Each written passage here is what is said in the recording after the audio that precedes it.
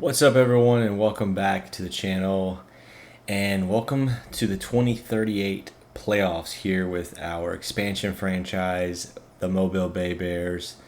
We are on the hunt for a potential three-peat here, winning back-to-back World Series titles. That title defense starts today, the first game of the playoffs, where we will play our American League East rivals, the New York Yankees. I do not want to play the Yankees. I'll be completely honest. We played well against them in the regular season, and that makes me not feel so confident about the postseason. They might want to get revenge, so to speak, on us in the regular season, specifically the last series of the season where we swept them in a 4-game series. And yeah, it was pretty brutal. So hopefully we can sweep them in the division series as well and move on past the Yankees. But they do have a really good team and have played well of late. They just struggled in the 4 games they played against us there at the end of the season. But other than that, they were playing fantastic. Before we get to that, I do want to thank you guys for watching. Please like, subscribe, comment on the videos, and I will do my best to respond to those as quickly as possible. I do want to take a note of a couple things here. One thing I found interesting, our fan interest has dropped by 2 points, interestingly enough. No pun intended and none of that stuff, but we started the season at 94 and now we're at 92. I don't know why. I don't know. We haven't lost anybody that I would say would cause that. We do have some guys that are injured that are fan favorites. Maybe that's why the interest has dropped down low. But no real reason why the interest should have dropped besides the fact that we only won or lost. We won like 6 games less than last season. I don't know. Maybe their expectations are pretty ridiculous. Almost another 100-win season, and we're losing fan interest. That's interesting to me. But yeah, I saw that. And then also you'll see over here the money for extensions has finally popped up, and they have us on for a little over $11 million that's going to be available for extensions. I'm guessing that is accounting for our new and generous owner, the son of Chris Mullins, who died a couple years ago. Chris Mullins Jr. has taken over, and he is the opposite of his father. And he gave us a huge boost in budget. Now we are 10th in the Major League Baseball in budget and 12th in Major League payroll. So we've really started to ramp up paying our players. And I guess they're accounting for him maybe giving us more money. So I have kind of gone and spent that money a little bit, or tried to spend some of it. And we have talked about one of these players in particular signing long term. I believe there's been a few comments about it, and I just didn't have the money for extensions at the time. And that is our infield prospect, Shamel Ade. Really good looking prospect, can play defense well, third base, shortstop, second base. Going to hit well, and he's going to hit for power. So very interesting profile. Doesn't have much on the personality end, but other than that, we love his glove, and we love his bat, especially maybe at third base or something like that with that power. So a couple of you guys have talked about signing him long term, and I do want to do that. And with that, I did offer him a pretty solid contract, I would say. So he's 23 years old. We offered him a 7-year contract totaling $46.8 million. I feel like that was a pretty darn good bargain for this guy. I got it. He hasn't played a single day in the major league, so you really don't know how he's going to pan out, but his profile suggests that he's going to be worth $7 years, $46 million. So we'll see. He's going to think about it and get back to us. Also, we have one more offer that I pushed out, and that's Julio Alado. Came up this year at the end of the season when Luis Castillo went down, and has played well for us. Yeah, in only 13 games, he's got a 144 WRC plus, almost a 1 WAR, 326 average, 1 home run, 7 RBIs, 3 doubles, 46 at bats, and he's got 15 hits. So he's doing well. Plays excellent defense, great speed, and has a respectable bat profile, and has good personality traits. And I think could potentially get a little bit better, but I do think that he is a very solid starting outfielder in majority of the outfields in the major leagues right now.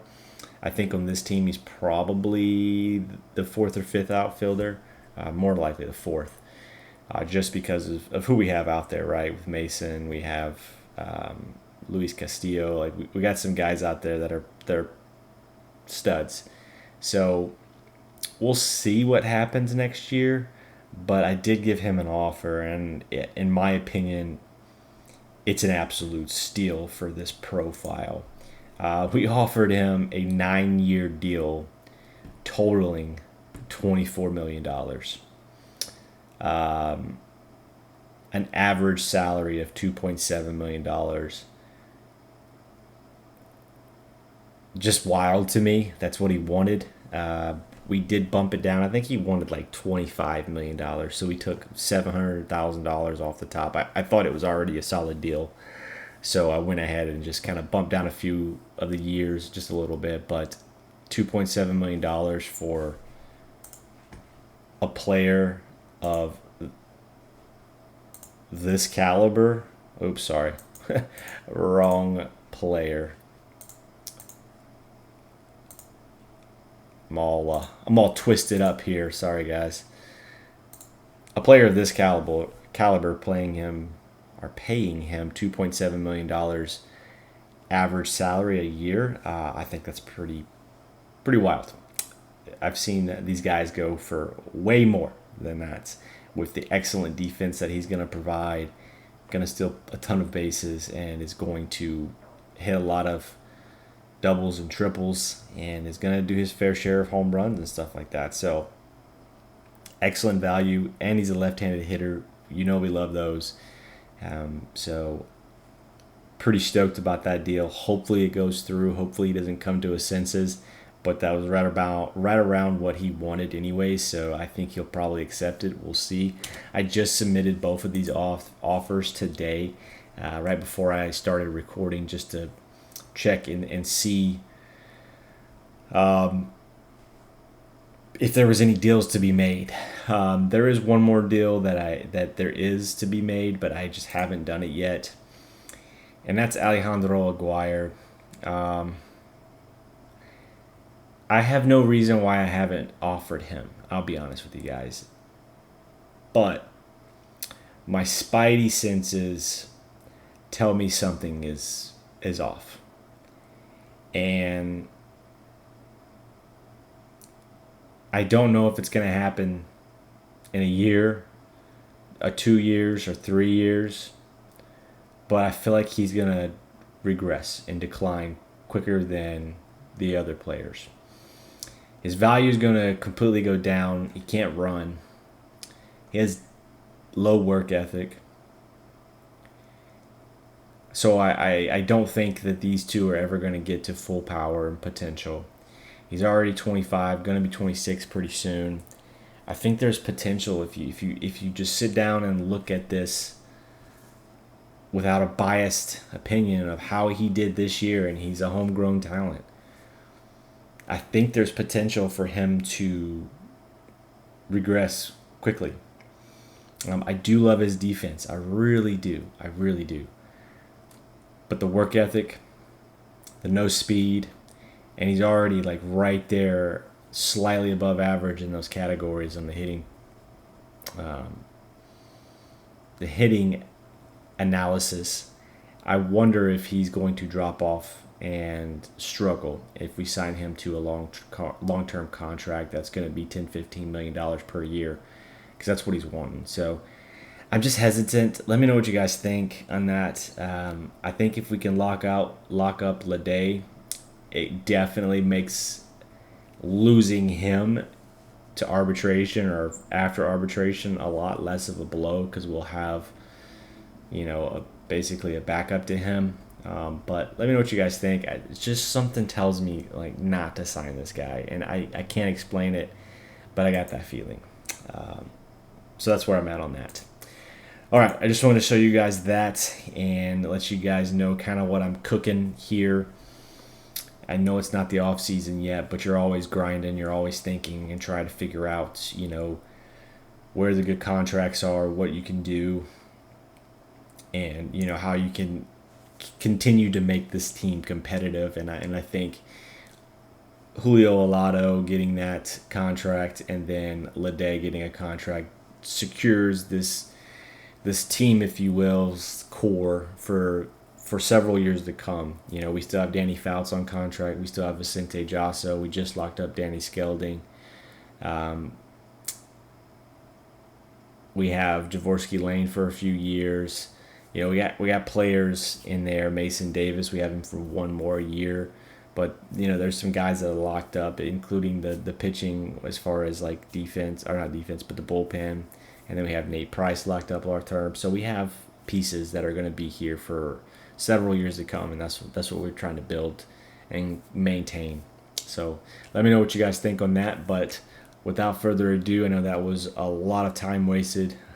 You guys came here to see the playoffs, so let's kick it into the playoffs and find out who our matchup is going to be pitching wise against the Yankees.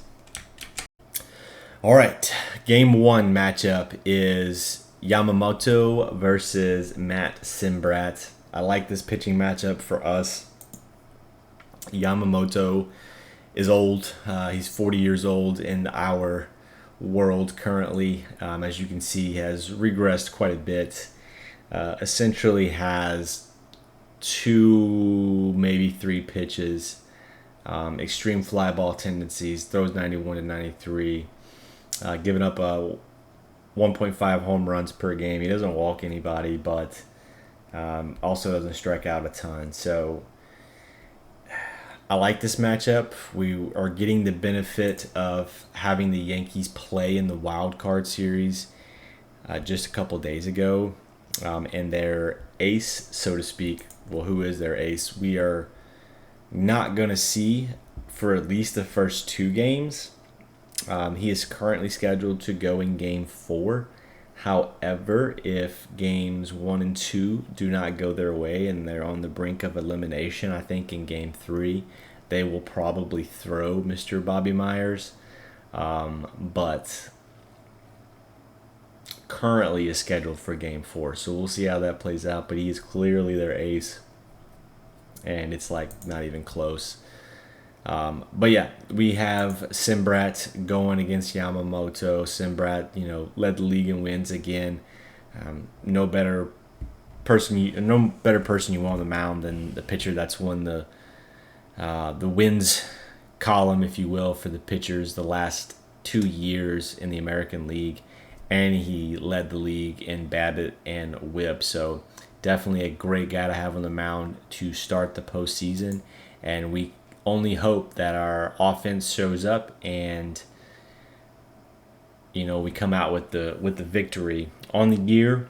Against New York, we are 5-8, or we are 8-5. New York is 5-8 against us. Again, like the matchup, I think it's good for us. We had good numbers against Yamamoto. They don't have great numbers against Simbrat. They have a couple guys that have decent numbers. Other than that, not very many. We have quite a few guys that have hit Yamamoto well in their careers with substantial amount of at-bats. I mean, Jaworski Lane's got 40 at-bats in his career against Yamamoto, and he's hitting 300. So we do like that. Hopefully that will continue, and we can come out victorious and get the playoffs started on the right foot this year. So game 1 of the 2038 playoffs for the Mobile Bay Bears goes to the Mobile Bay Bears. We win that game 6-1 as we defeat the Yankees. Simbrat with the win, Yamamoto with the loss. Home runs by Javorsky Lane, Vicente Jasso, Mason Davis, and Rigsby. Pretty good start to our playoffs here. 2 runs in the first, 2 runs in the second. Yankees got 1 run in the fourth, and then we scored another run in the fourth right behind them to take the 5-1 lead, and then we scored 1 more in the seventh to go ahead 6-1, and that would be the final score. Out hit the Yankees 11-5. Just Jasso with a 2-run home run. Vicente or Javorsky Lane hit a solo home run in the second. Vicente hit another home run. A run scoring single. I read that backwards. And then, it was overall a good game. Mason Davis with the home run and RBI. He seems to play well in the postseason. So does our guy Javorsky Lane, if I do remember correctly. He's got a flair for the dramatic. In 2036, he was the American League Championship MVP and the World Series MVP. So things seem to be trending in the playoffs for him, if you will. Seems to be a guy that loves October, and I love those type of players. So good start to the playoffs for us. Simbrat went 7 innings, 4 hits, 1 earned run, 8 Ks. Did have 4 walks. Then Kramer came in and pitched 2 innings, which is awesome. Kramer came in. I mean, we pulled him up at the last second this year. He pitched a total of 3.2 innings on the season in his major league career, and then he finds himself in game 1 of the division series having to close that thing down and get the last 6 outs. Granted, we were up 6-1, but still, that's got to be nerve-wracking for him. Good to see. Yamamoto only went 3 innings, gave up 5 earned runs, and then they had 2 more pitchers come in. So all in all, good game for us. Good to get the bullpen tired for the Yankees as well, as it probably already is.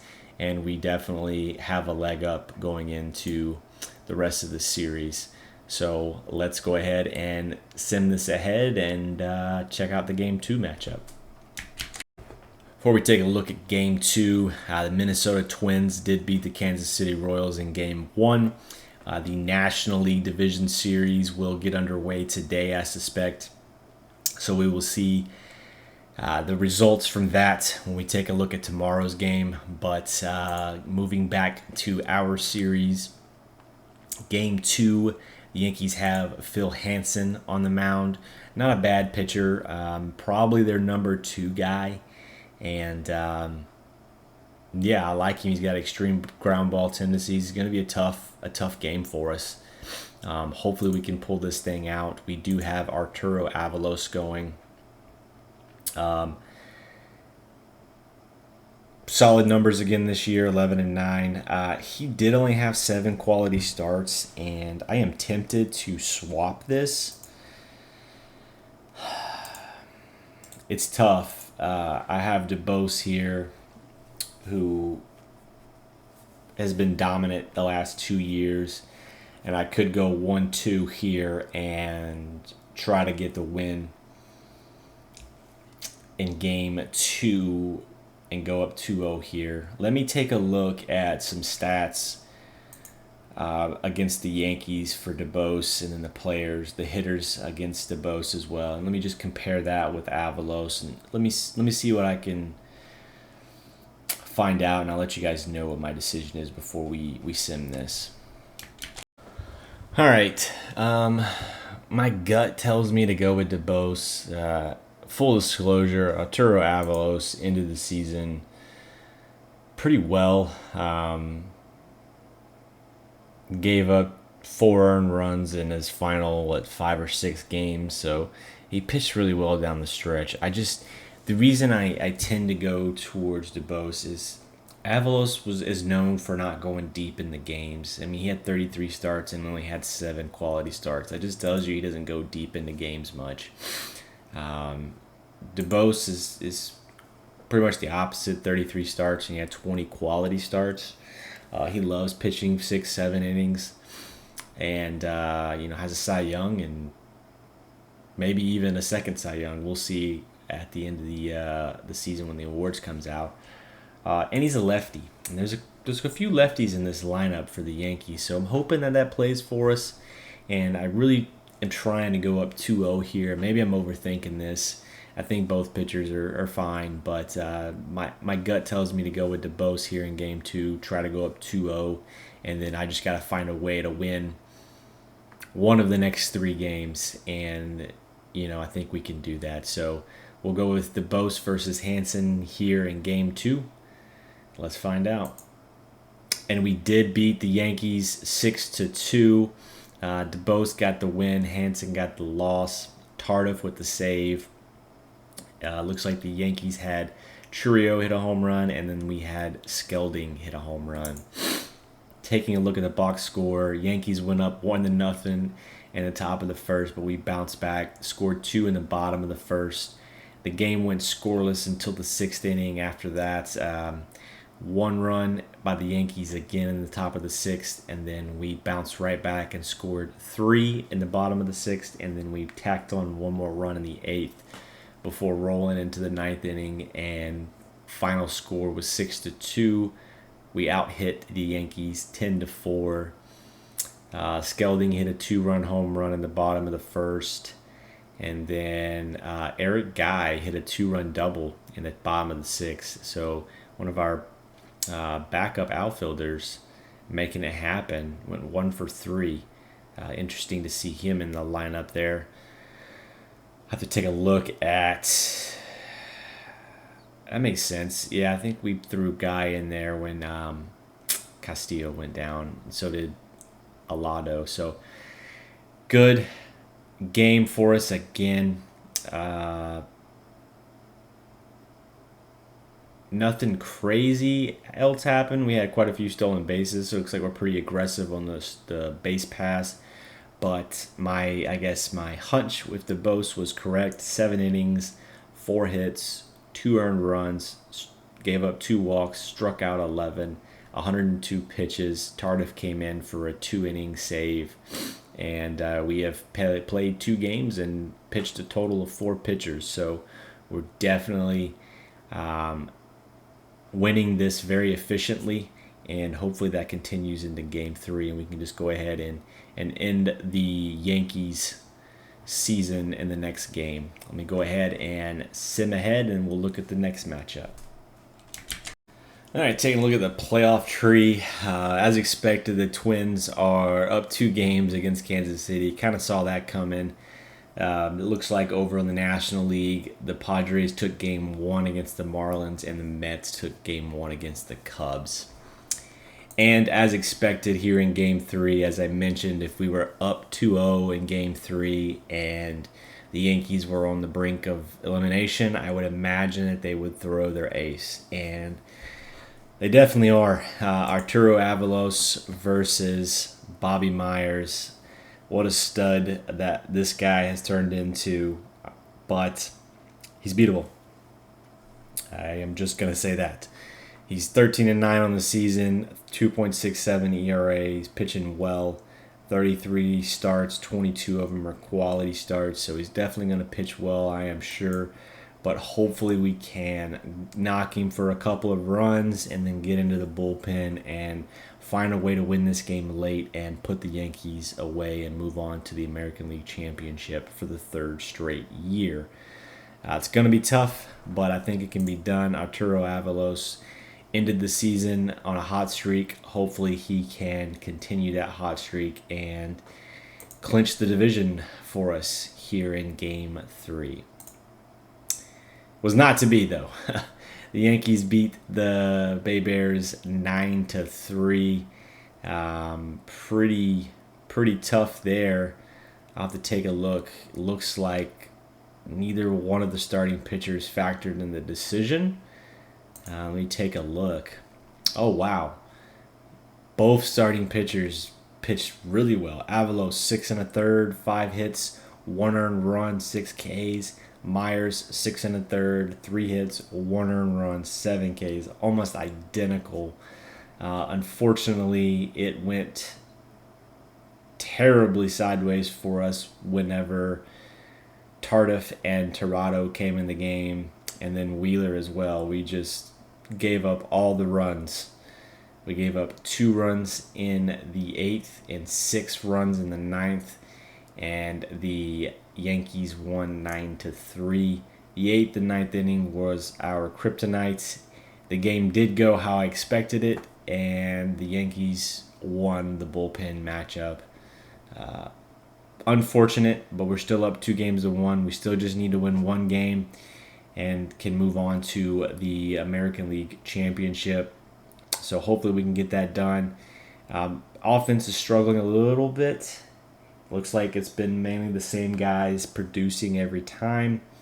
Hopefully that can turn around and we can have an offensive outburst here in Game 3. So let me push forward and take a look at that matchup. All right, the Kansas City Royals took Game 3, so they are mirroring what the Yankees did, and then both National League series are split at 1 game apiece. The Marlins and the Cubs both won Game 2 to even the series. And now we move on to Game 4, where it is not today. I will push that ahead. And then go back to the home screen here. Take a look at the matchup. Kevin McMillan is a solid pitcher for them. He is a fly ball pitcher, so I do like that for us. Hopefully we can take advantage of that and hit a few home runs. He does give up some home runs, 1.5 per 9 innings. Doesn't strike out a ton of batters, so things that look like are in our favor. Hopefully they are in our favor. We have Mike Hebert, who has pitched well for us, ground ball guy, and does a lot better when it comes to the home runs. He only gives up 0.7 home runs per 9. So hopefully that is what the difference will be, and we can take Game 4 and move on. Unfortunately, we did not. Lost this game 3-2, and it looks like the bullpen lost it again. Both pitchers went 6 innings. Hebert went 6 1/3, gave up 1 earned run. McMillan went 6 innings, gave up 1 earned run. And the bullpen, Tirado, in the the 8th inning, gave up 2 runs. And the Yankees pulled ahead, and that was the end of the game, and it ended 3-2. So now we are at Game 5. So we are at the brink of elimination, unfortunately, being up 2 games to 0 to the Yankees, and now we're back tied. As I mentioned, I did not want to play the Yankees. They have been... We have been able to beat them this year, but just spidey senses tell me that I didn't want to play them this year. But who knows? Let's go ahead and take a look at Game 5. Yamamoto versus Nate Price. I am going to take a look at something, and bear with me. But Matt Simbrat is available. I would say DeBose is not. So I guess my options are Matt Simbrat and Nate Price. That's tough. And I don't want to overthink this. But I feel like you got to go with Simbrat. I mean, he's your guy, right? Like, he's the guy that you've ridden pretty much all season. Nothing wrong with Price. He's got a lot less experience as a starting pitcher.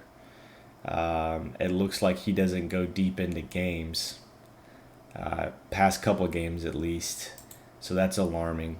I think I'm just going to go ahead and, I mean, live and die by your ace, right? Like, if we're going to go out, I'm not going to go out with my fifth starter, although you could make the case that he's probably not the fifth. But, in this current rotation, he's the fifth. I can't go out with him on the mound, right? I got to go out with my ace on the mound, who has been our guy all season and leads the league in wins. You really like your chances when you put him on the mound. So I think that's what we do. Win or lose here, we went out with our ace. And unfortunate, because I'd like to start, if we did win this game, I'd like to have him for game 1 in the American League Championship. But it's a lot more beneficial to lose game 1 in the American League Championship because you don't have the pitcher you want versus not making it to the American League Championship. So I think that's what we do here. This could be it. Let's hope it's not. Let's hope we don't let the Yankees come all the way back and steal this series from us and ruin our shot at a three-peat. Game 5, Yankees versus the Bobo Bay Bears. And the Bay Bears get the victory. We move on to the American League Championship. Outstanding. Simbrat got the win. Yamamoto got the loss. Nangare got the save. No home runs in this game. Julio Alado is the series MVP. That is pretty cool for him. It looks like another pitching battle. The difference in the game was the 4th inning. We scored 3 runs in the 4th. Aguirre hit a run-scoring single, and then Alado came in and hit a 2-run single. And that was the difference in the game. The Yankees did tack on 1 run or get a run in the 5th, but that was the only run they got. They did out-hit us 6-4. So offensively, it wasn't pretty at all this series. But we did enough. We did enough against the Yankees to get the series win and move on to our 3rd straight ALCS, where I imagine we're going to play the Twins, but I'll have to take a look at the playoff tree and find out here. It is going to be the Twins, so the American League East is all that's left standing here. Twins versus the Bay Bears in the 2038 ALCS. Pretty cool. I'm going to go ahead and go through the rosters and set up the pitching matchup and then get ready for the game. I'll sim it up into the game, and then we'll take a look at the National League and see where they're at and take a look at that playoff tree whenever we come back. All right, both league championship series are set. The Bay Bears will face off against the Minnesota Twins, and the Miami Marlins will face the Chicago Cubs in the National League Championship. So pretty cool matchup there. One you don't see all the time. And then taking a look at our series as it starts today. First game is a favorable one, if you ask me. DeYoung Anderson, an interesting first name and last name combination from America. So it's still interesting. Overall, looks like an okay pitcher, decent pitcher, neutral, but he doesn't have a lot of movement and stuff, and I guess that's what the issue is. He had a 4.54 ERA this year, so definitely not their ace. Had 29 starts, only 10 of them were quality starts. Gives up about a home run per 9. So we like our matchup here as we have our guy Chris DeBose on the mound, and we all know what he's capable of and what he has done. Hopefully he continues to do the same. Matchup-wise, we've played the Twins the same amount of times that we've played the Yankees in the regular season, and we have the same exact record, 8-5 against them, just like we did the Yankees. Um, I like the matchup. I think this is a favorable matchup for us in this series. They have a few pitchers that I think we could definitely take advantage of, and I'm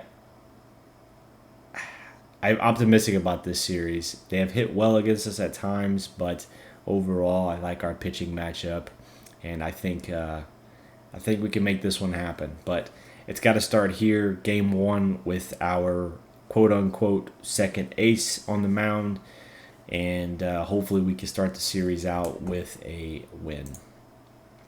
And we do, but it was a close one, 1-0. DeBose got the win. Anderson with the loss. Nangare got the save. Again, no home runs. DeBose went 7 1/3, gave up 5 hits, no walks, 12 strikeouts, 103 pitches. Tardif came in 2/3 of an inning, only 6 pitches, and then Nangare came in and got the save on 2 hits, so that was a close save there. But we got the win 1-0 after scoring 1 run in the first, and that was it. It looks like it came off of a sacrifice. Doesn't tell me. Hold on. Yeah, I'm going to go with like a sac fly or something. It doesn't really tell me here. Usually it tells me up there, but there was no scoring, so they just had like the hits that was on there.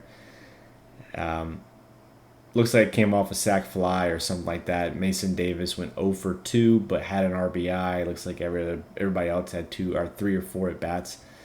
So I'm going to assume he had the sac fly or something there. Whatever it was good enough to get us the win and start the series off 1-0. We got out hit 7-4, so that's 3 games in a row we've been out hit. And we need to reverse that trend. We have some guys that are struggling right now, and we need the offense because, I mean, as good as our pitching is, the offense is eventually going to have to show up, and we need it to soon.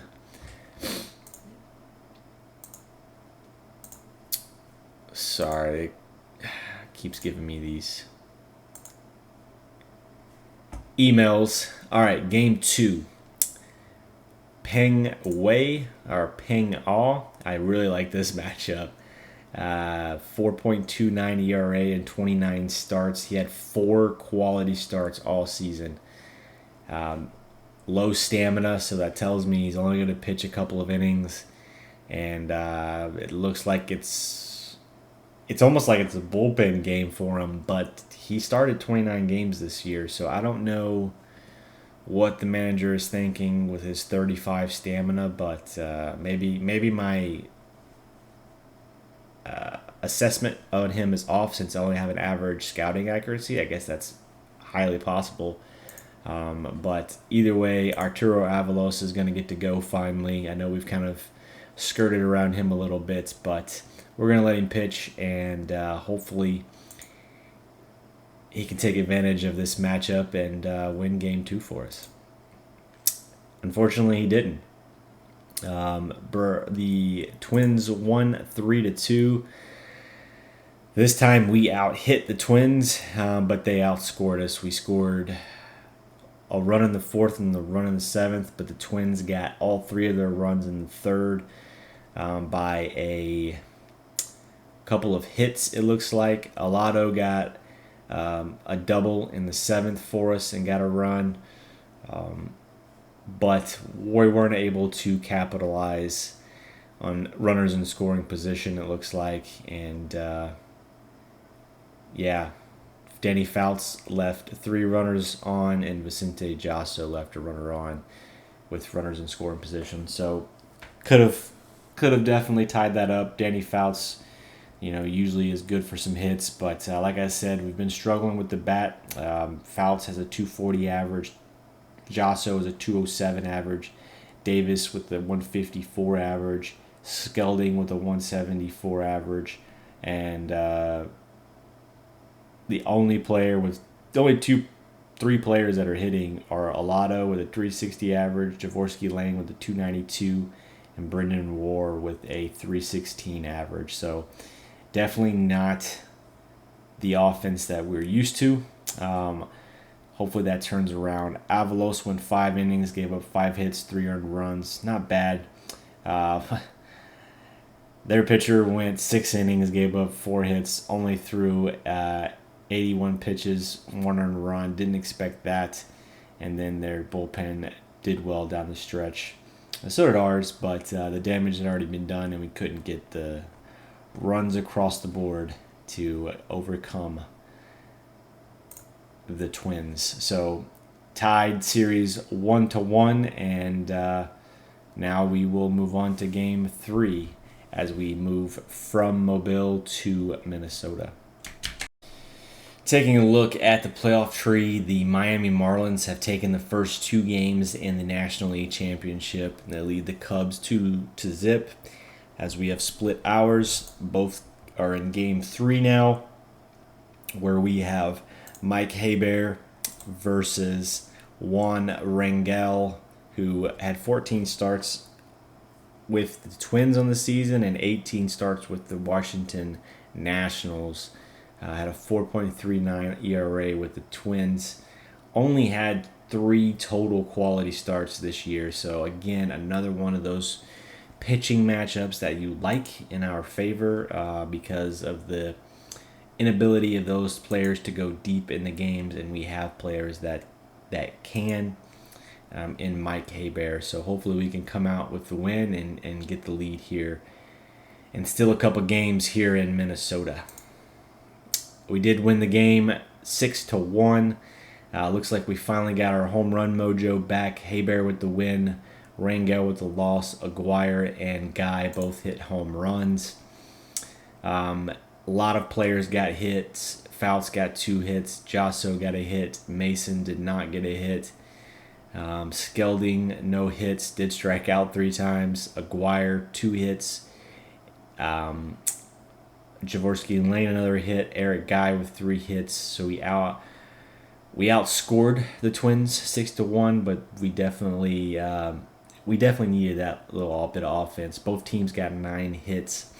We scored 1 run in the second, 3 in the third, and then 2 in the sixth. And the only runs that the Minnesota Twins got across were the 1 run in the 3rd inning.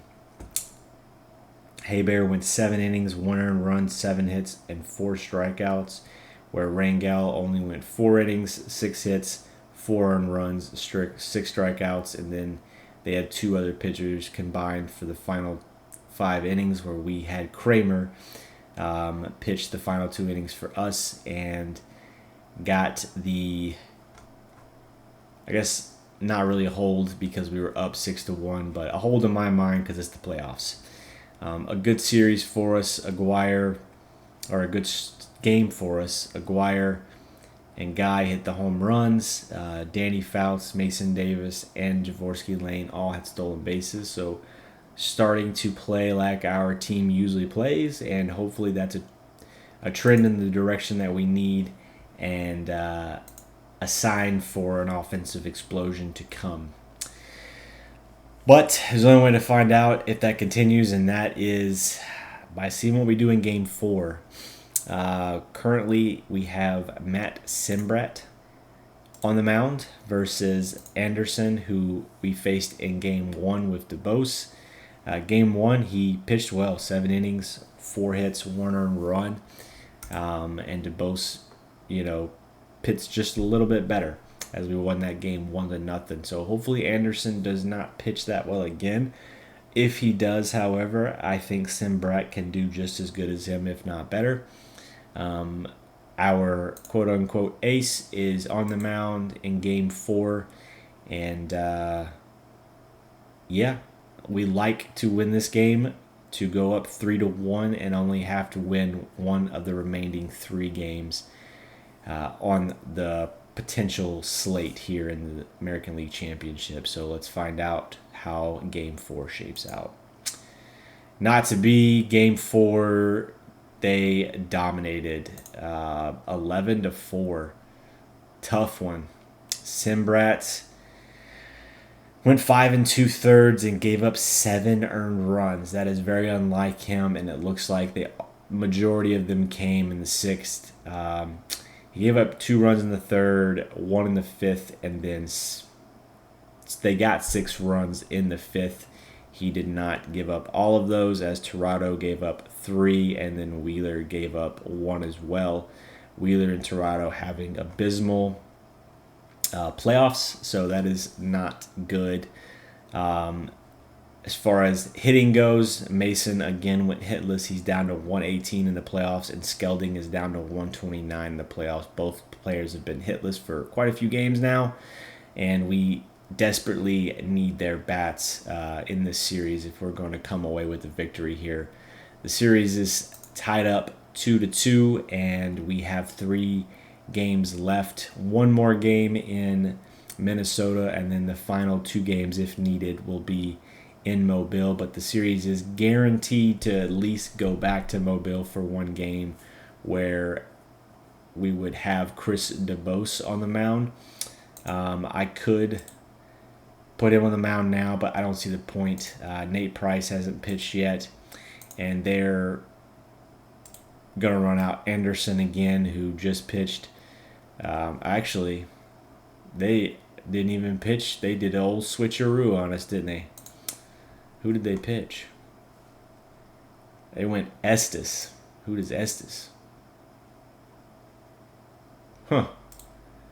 They went with the bullpen game, and it paid off for him. Estes gave up 4 earned runs, but Simbrat had a bad inning, and that was all they needed. So interesting there that they went with the bullpen game, and it worked out for them. The series is tied at 2, and now we see what happens in Game 5. So Nate Price, who hasn't pitched yet in the playoffs, so it's been a few days since he's pitched, about 3 weeks to be exact. Hopefully he's not rusty. And Anderson just pitched in Game 1. Interesting matchup here. I'm going to leave it the way it is, but yeah, we need this win right here. We do not need to go down 3-2. That is not good with DeBose on the mound, even though we like that matchup. But hopefully we can win this game and try to close it out with DeBose on the mound in Game 6. We do win the game 8-1, and we take the lead back. Nate Price with the win, Anderson with the loss, his second loss in the series, and it looks like Mason Davis finally got a hit, and so did Skelding, and we had an offensive explosion. 15 hits, 8 runs, 1 run in the third, 2 in the fifth, 2 in the sixth, 3 in the seventh, and then the Twins scored 1 run in the first, and that was all they got. So Mason hit a 2-run home run. Aguirre drew a walk and got an RBI. Fouts hit a run-scoring double. Eric Guy hit a 3-run home run. Fouts was 2 for 4. Jasso was 3 for 5. Mason was 3 for 5. Skelding 1 for 5. Aguirre 1 for 4. Alado 2 for 5. Javorsky Lane 1 for 4. Eric Guy 1 for 4. And Brendan Rohr 1 for 4. So every starter got at least 1 hit. Most of them got 2 or more. So good to see that. Danny Fouts and Javorsky Lane both got stolen bases. Vicente Jasso had an error. That's not like him. Nate Price went 7 innings, 4 hits, 1 earned run, 6 strikeouts with 2 walks. Cawley came in the final 2 innings and closed the door. Their starting pitcher Anderson went 5 innings, 3 earned runs, 2 walks, 5 Ks. Then they had some bullpen issues, 2 runs to the next pitcher, 3 runs to the following pitcher, like that, and the last pitcher had to pitch the last 2 2/3 to just soak up some innings, as they had quite a few pitchers throw a lot of pitches. So that bodes well for us and our bullpen. We are winning these games efficiently, and hopefully that is keeping our bullpen fresh and good enough for a Game 6 to clinch this thing. I am going to pause and take a look at some things before we go into Game 6, and then I will come back and we'll check in on the National League Series as well. All right, taking a look at the playoff tree. Both series are in the same position. Marlins are up 3-2 on the Cubs, and the Bay Bears are up 3-2 on the Twins. Before we get into Game 6 matchup, I do want to share some positive news with you guys, and that is Julio Alado and Shamel Lede both signed their contracts, so we did lock up some good young players. Details of the Alado contract. Next year he'll get $800,000. Then in 2040 he'll get 1.5. The year after that gets 2 million, then 2.5, then 3.5, 3.5, 3.5. And then the final 2 years of his contract are my favorite, as I always do. 2 team option years at $3.5 million for both of those years. And both of those years, if I do not take the option, have a $500,000 buyout. So 9 years, total value of $24.3 million to the young outfielder who just won Division Series MVP in his very short span in the major leagues, only 13 games, and he is already playing phenomenally in the major leagues. So great to have him signed. Also, Shamel Lede, our good young prospect in the middle infield, our infield, I should say, probably more of a third baseman for us, but could also play second and short if needed. We did sign him. Hasn't made his debut yet, but I've done this before, and I tend to do this a lot. And you're gonna get into some of these players where you have to just take some chances and hope that their major league careers turn out. But next year we will do a $800,000 contract, and then year 2 it jumps to 3.5 mil, then 6.5 million, then 7 million, 9 million, and the final 2 years are $10 million each with team options. So a 7-year total contract of $46.8 million with a 4.5 star prospect. Do like it. Very good news. Also good news is, if I can find it, I don't know where it went. Pat Kramer, who has been outstanding for us in the end of the regular season, where we pulled him up and he only pitched 1 game and 3.2 innings, gave up no runs, and now here in the playoffs he's pitching extremely well. But he won the Outstanding Pitcher award in AAA, so pretty cool for him to win that. I don't think I've ever won that for the AAA players, so cool to see, and hopefully he is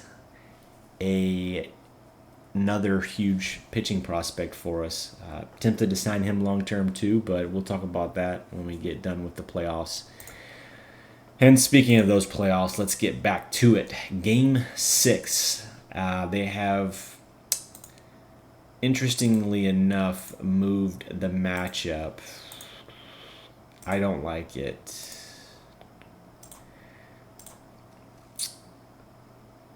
Our manager has defaulted to Arturo Avalos. I don't like it. I'm going to go with DeBose. DeBose is 100%. It's Game 6. I don't want to force a Game 7. You could argue, like, if you have to go to a Game 7, that you want your ace on the mound. I wouldn't disagree with you on that in any sense, but I don't want to go to a Game 7. And I think that we can take advantage of this guy and pitch well against us last time and got the win, but hopefully this time will be different. So let me go ahead and change this out to Mr. DeBose, the lefty. Let me go back real quick. Sorry guys, I saw something that kind of caught my eye.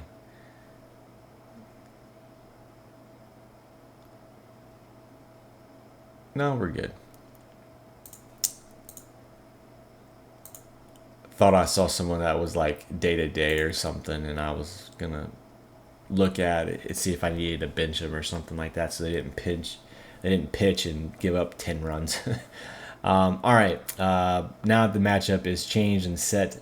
Pang Ao pitched well against us last time. Hopefully that's not going to be the case this time against Chris DeBose, our ace and ground ball pitcher extraordinaire. Really relying on him to seal the deal and send the Mobile Bay Bears to their third straight World Series. Would be huge just to get back to the World Series and give us a real shot at the three-peat. So fingers crossed that Chris DeBose can get it done.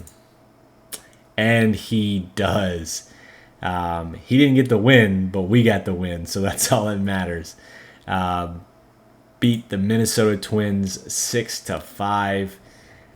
Let's take a look at the pitching. DeBose gave up 5 earned runs. Wow. 5 2/3, 8 hits, 5 strikeouts, 3 home runs. Very unlike him. Tirado came in, pitched well. Everyone pitched well and gave up nothing. We had to throw, Jesus, most pitchers we've thrown all year in probably a game. We threw 6 pitchers and none of them gave up a run after DeBose. They threw 7 pitchers, so they struggled. They through the kitchen sink to try to save this season, but it wasn't to be. We won the game 6-5. Twins jumped out early 4-0. 2 runs in the second, 2 runs in the fourth. We were down 4-0 going into the fifth. At the bottom of the fifth, we tied it with 4 runs. Danny Skelding hit a grand slam and tied the game. In the top of the sixth, the Twins bounced right back, scored a run, and then in the bottom of the ninth, we tied it. Mason Davis hit a run-scoring single to tie the game and send the game into extras, where Guire hit a run-scoring single to walk us off to our third straight World Series. What a way to go to the World Series for the third straight time. It's with a walk-off single with your rookie who's never been there. But Mason Davis tied it. The old tried and true veteran move. Comes up in the big situations. 3 for 6 today. Jasso was 2 for 5. Danny Fouts was 2 for 4. Everyone getting in on the hit parade. A great game for us, and the bats have come alive, so to speak.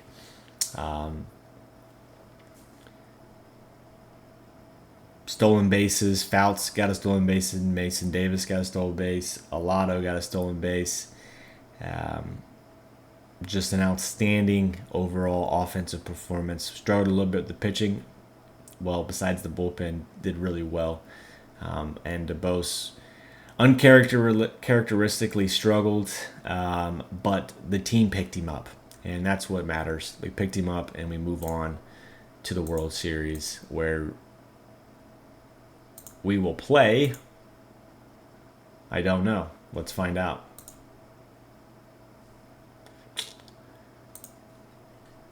Do we find out now?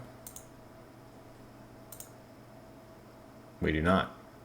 All right, let me fast forward it, and I will take a look. I got a message about injured list and stuff like that. Let me fast forward it and see what's up with that, and see who we are going to play in the World Series. All right, the 2038 World Series is set. We will face the Miami Marlins to see who is the best team in baseball.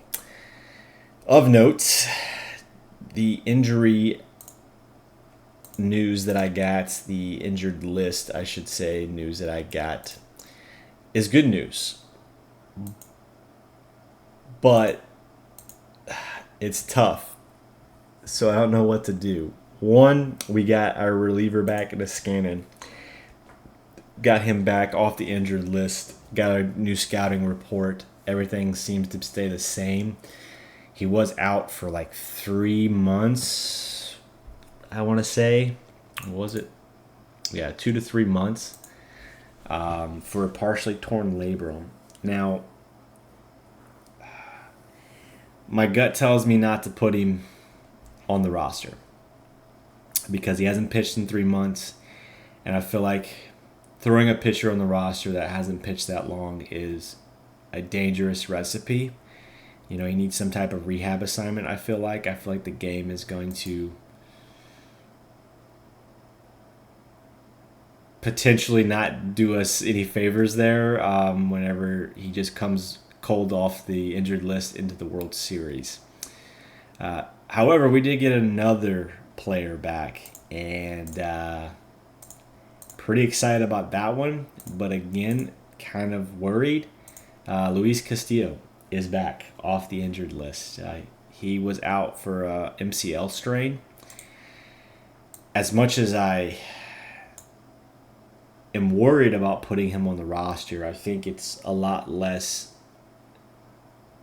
risky to put a hitter on the roster. I mean, if the hitter struggles, the hitter struggles. But if the pitcher struggles, you know, that could be the game.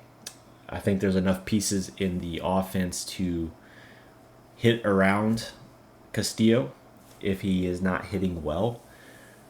But he could come out on fire. So I think my gut tells me I have to put him on the roster. Like, if I were to lose this World Series,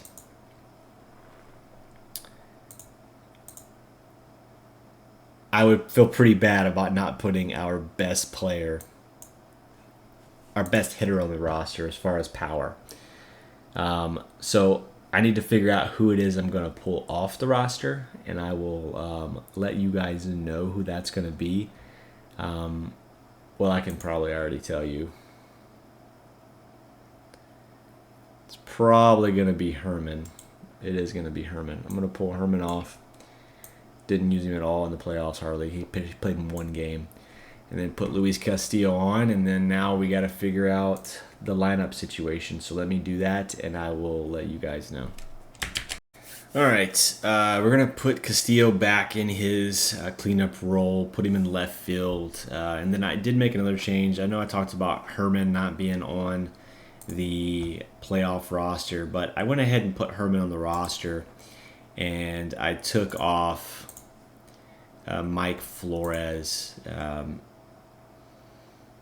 Just one of those gut things. Flores has just been struggling hitting the ball. He's wrecked. He's very unhappy. Just a lot of things going against him. He's played in a couple playoff games, hasn't gotten any hits, hasn't done anything productive. So I just like Herman in that situation, but it also gives me another lefty bat off the bench. So we're going to go with that, and that is that. So that is going to be the 26-man World Series roster. Let's go ahead and go to the series. Game 1 is in Mobile. It will be against Johnny M., the lefty fly ball pitcher. Went three. Well, let's see. He pitched in two different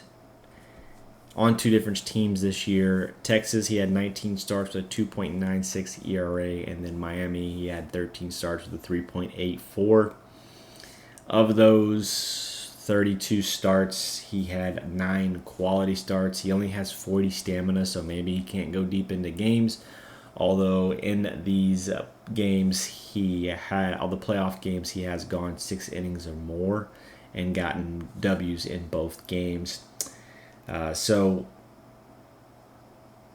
interesting for a fly ball pitcher, only giving up 0.6 home runs per 9. That was in Miami. I know Miami's a little bit better park for pitchers.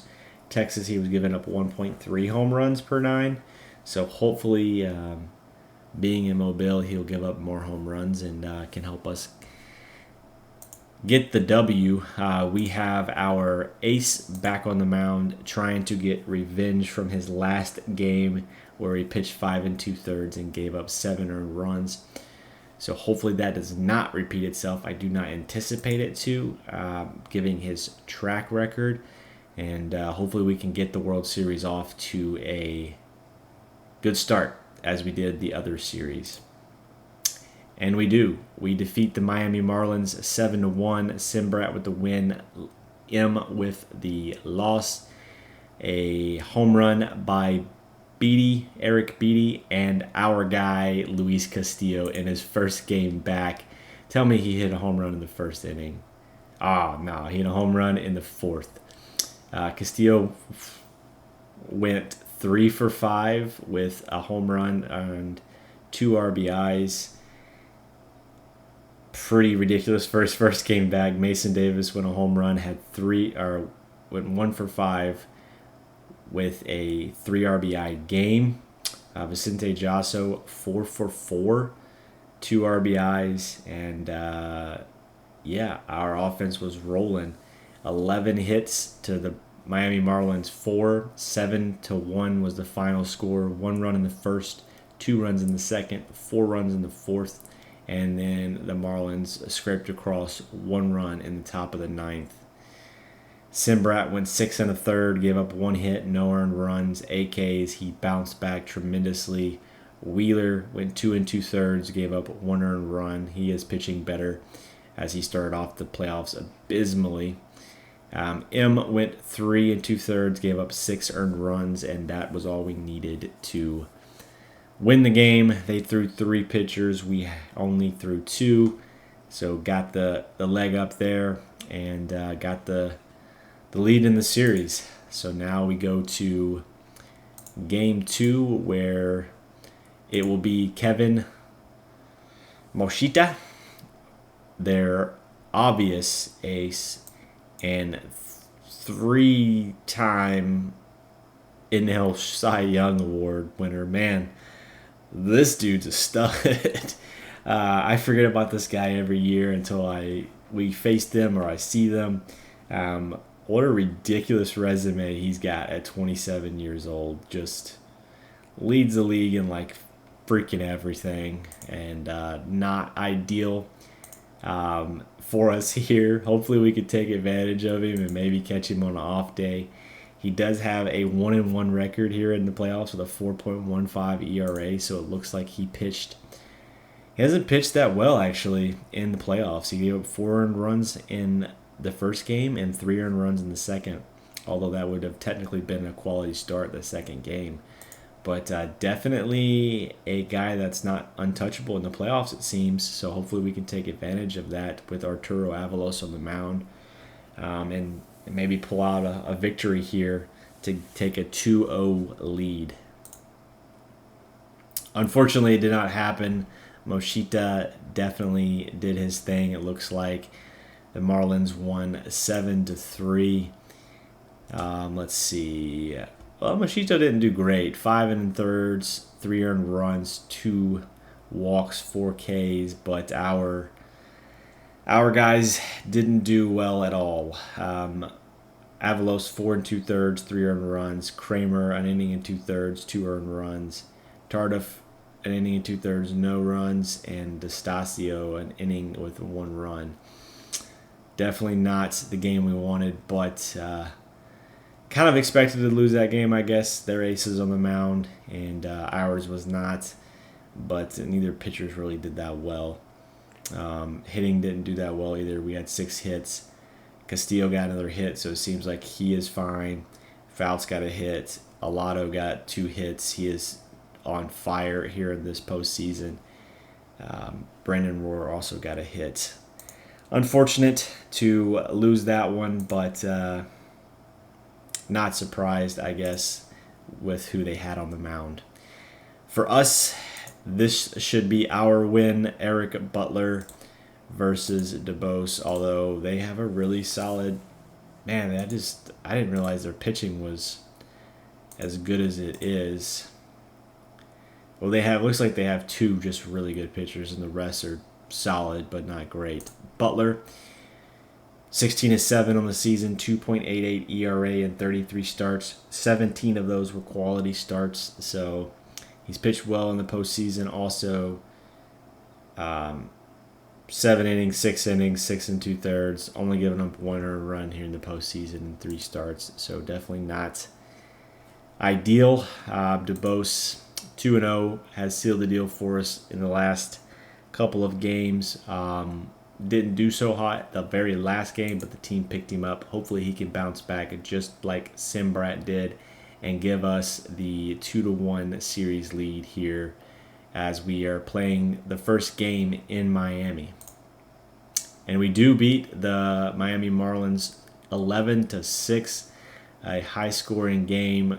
Castillo with a homer, Skelding with a home run, Alado with 2 home runs, and Miami hit 3 home runs themselves. Miami started the scoring with 3 runs in the first. We came back, scored 2 runs in the second, 1 run in the third, and then Miami scored 3 in the fifth. And then we came in the 8th and scored 2 runs and then 6 runs in the 9th inning to put us ahead 11-6. Out hit the Marlins 11-10. The 9th inning was a huge inning for us. Alado with a solo home run. Vicente Jasso with a 2-run single. Looks like everyone got at least 2 hits except for 2 players. Very good offensive nights. Vicente Jasso 2 hits, Mason 2 hits, Castillo 2 hits and a home run. It's gonna be crazy if we win the World Series and he comes off the bench from the injured list for 2 months and wins World Series MVP. Although Julio Alado is gonna have something to say about that because he's playing just as well. As far as stolen bases, Fouts and Jaworski Lane both got stolen bases. DeBose only went 4 2/3, gave up 6 earned runs on 7 Ks. Kramer came in, pitched 3 1/3, gave up 1 hit. Man, how big has Kramer been this postseason? Just out of nowhere, pitches 1 game for us in the major leagues in the regular season, and then in the postseason, he has pitched in 4 games now, I think, and has won 2 of them and then been huge in securing the win in the other 2. Just putting up great innings or great numbers for us in the postseason. Josh Cawley also threw an inning, gave up only 1 hit. Their pitchers got destroyed, and we won the game. That's all that matters there. Player of the game was Luis Castillo, for the record. All right, moving on to the next game. That is Game 4 in Miami. We're up 2-1. It would be huge to win this game right here and then just have to win 1 of the next 3 games. Also huge because in the next 3 games, 2 of those games have their best pitchers lined up for them. I would imagine if we win this game, they will go with Moshida on short rest. I could be wrong, but that's probably what they'll do. We'll see. This game is Mike Hebert, who has pitched well for us here in the postseason. And then they have Joe Watkins on the mound, who has 1 start in the postseason, gave up 3 earned runs in 5 2/3 innings, so not terrible, but we do like this matchup to be in our favor. I do want to take one quick look at something. Simbrat would be available for the next game if we wanted him to be there. I'll take a look at that when we get there, but let's win Game 4 first. It was not to be. The offense went cold. The Miami Marlins beat us 1-0. That's a tough one. Offense has been doing so well, and then all of a sudden, nothing. Absolutely nothing. We actually lost this game in 11 innings, where the Miami Marlins scored the 1 run in the 11th inning of the whole game. Hebert went 6 1/3. 9 Ks, 3 walks. Their Watkins guy went 7 innings, 6 Ks, 2 walks. No one gave up a run until Nangare did in the 11th inning because he went 2 innings. Not ideal there for him to go 2 innings. Not sure what the manager wanted there, but he is definitely going to be out for the next game or 2.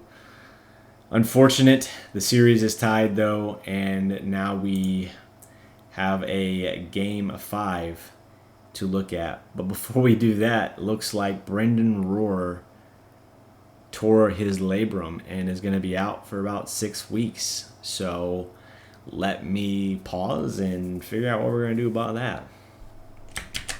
All right.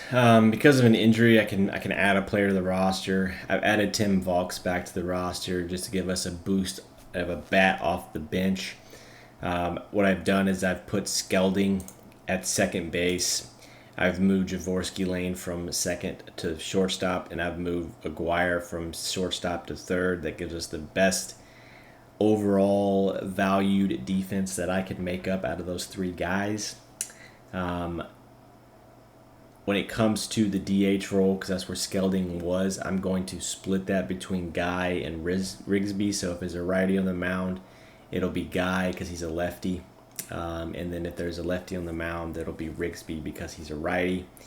And then I will just brought up Tim Vaux as a backup off the bench as far as offense goes, and he's a lefty.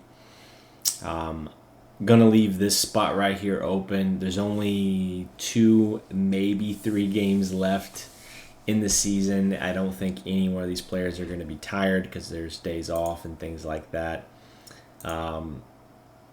So I'm just going to leave it the way it is and ride with it, and hopefully that I have the best offensive team that I can have on the field and also the best defensive team I can have on the field after that injury. So it is what it is. It's one of those things that you don't want to happen in the playoffs, especially during the World Series. But nothing we can do about it but roll with the punches and hopefully come out on top here. We need 2 wins, and the series is guaranteed to go back to Mobile. Hopefully we can win this last game here in Miami and then just win one of the next 2 games on our home turf. But yeah.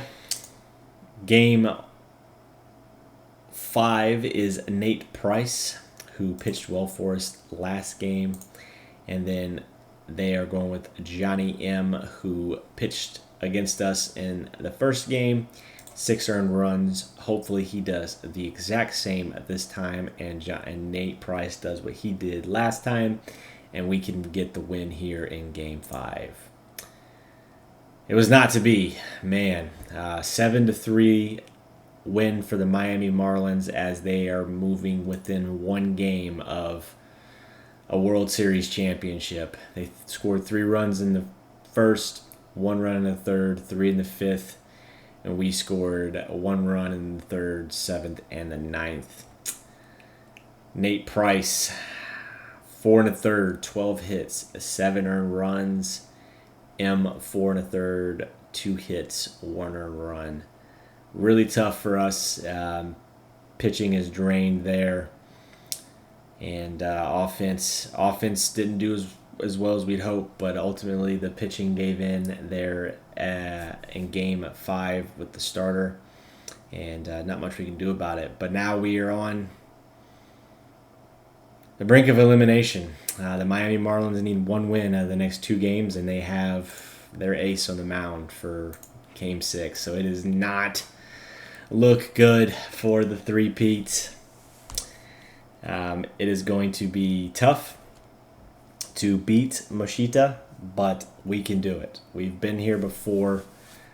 If there is a team that can do this, that is the Mobile Bay Bears. So let's just hope that we can make it happen. It's ace versus ace. Moshita hasn't pitched great against us or in the playoffs in general. He's given up no less than 3 runs in all of his starts here in the playoffs. Simbrat had 1 bad start. Everything else has been dominant, and we need him now more than ever.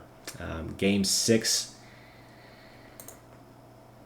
is here. Let me take a look at the lineup real quick to make sure there's no craziness. Most of the pitching is well. Kramer's a little tired. Haybear. Kramer and Wheeler are a little tired. Everyone else is good. Hopefully not many are needed.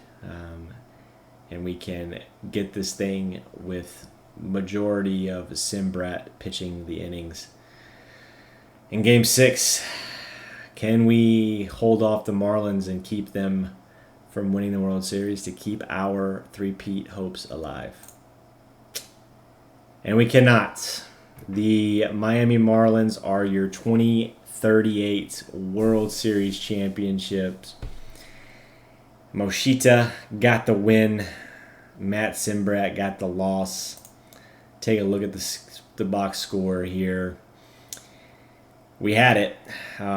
We were up 3-2 in the 7th. Well, we were down 2-1 going into the 7th, and then the Miami Marlins scored 4 runs. We could only score 2, and the final score was 6-3. They outscored us and out-hit us in that game, and it was just not meant to be. 6 2/3 for Simbrat, 6 more earned runs. Man, did so well, and then he would have that one inning that happened to him twice. Moshita again tagged for 3 runs. Not a bad start, but consistently 3 and 4 runs in the postseason. Definitely not a postseason stud, but I guess Simbrat isn't either. With a 4.22 ERA to Moshita's a 4.3. Kramer pitched well for us again. Nangare also pitched well here this postseason. Unfortunate to not get the three-peat. It really does sting a little bit getting to the World Series and not winning it again, especially when I feel like we were the favored there. Pitching wise, offensively, like they were 7th in the National League in offense, and then they were 3rd in runs against. We were 2nd in the American League in offense and 1st in runs against. So we had a big upper hand and we just didn't perform. It is unfortunate, but can't win them all. Got to the World Series for a 3rd straight year, and ultimately couldn't get it done. It is really tough to do a three-peat. I will say that, and I'm surprised we did 2 in a row versus just at least winning 1. Was a good ride. It was a good ride. We have a very good team coming back next year. I fully anticipate being right back into the mix of things, and could be able to win 3 World Series in 4 years. I think that's definitely not out of the realm of possibilities. But that is how the cards played out this year in our virtual world, and the Miami Marlins have won it all. So congrats to them. And now it's back to the drawing board and back to GM mode, where we start making moves and signing people. We've already started that, as you guys know, as we talked about. But it's time to get the season started, so to speak, for the GM, and see what we could put together for the 2039 season. So with that, I will end the episode. I appreciate you guys watching. Sorry we couldn't get it done for a 3rd straight year. You guys know how hard that is in this game, though. The ones that play it for as much as I do, you know, it's tough. I was surprised to win back-to-back, to be honest with you. But we got to the World Series for a 3rd straight year, and we have every intentions of going back for a 4th straight year and trying to win it again. So thanks for watching. I hope you guys are enjoying the series, and continue to follow along as we continue to play this world. We will move into the 2039 season and begin putting that roster together. Thanks for watching, and I will see you all in the next episode.